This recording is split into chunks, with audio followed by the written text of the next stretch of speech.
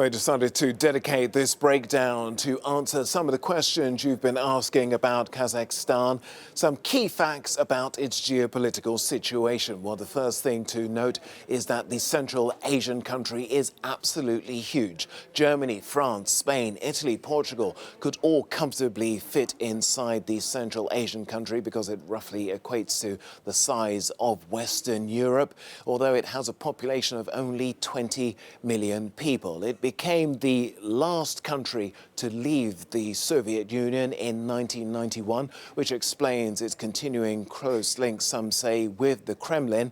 And of course, it's a big exporter of natural resources, petroleum, uranium and gas. And Kazakhstan is also the world's second largest center for Bitcoin mining, although its network has dropped sharply this week as the shutdown of its internet has hit the country's fast-growing crypto mining currency industry.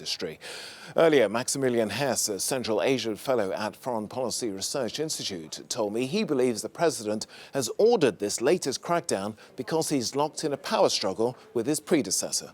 It certainly is a very shocking announcement. I think what it does make clear amid all the uncertainty that still lingers, particularly as the internet remains cut off, is that President Tokayev, who had really been a front man for the previous president of 30 years, President Nursultan Nazarbayev, has made a clear break with that regime. That he is now attempting to essentially be the front man for Vladimir Putin and Russia instead in Central Asia. That doesn't mean that the Russians will see this as necessarily entirely a victory. They had a very good, effective working relationship with the last system, but it does make quite apparent that the system and the structure of state and society that existed in Kazakhstan appears to have broken down. The new president is relying on Russian security forces to try to restore that. And I think that is going to likely be quite an escalatory move in the street and with regards to international reaction as well. President Tokayev was also quite warm in his words towards Vladimir Putin, his Russian counterpart, thanking him for responding to his call to send in troops. You know, what sort of role do you think Russia is going to play in this politically now?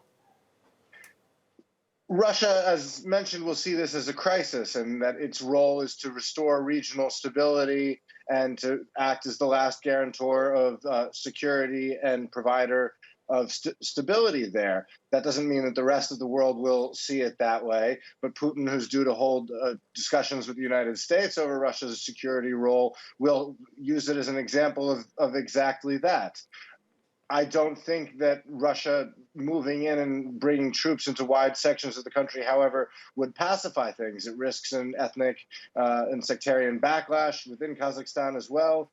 The other Central Asian states remain wary of their sovereignty only 30 years after independence, and very well may see Russia coming in as a threat to their position in the long run as well. Kazakhstan has also been the key route for China to build its trade networks through Central Asia. And if the Russians change the position on that, again, it's very early to say and much uncertainty remains, but that could affect Chinese-Russian relations as well. Maximilian Hess, Central Asia Fellow at the Foreign Policy Research Institute. Thanks very much for your time.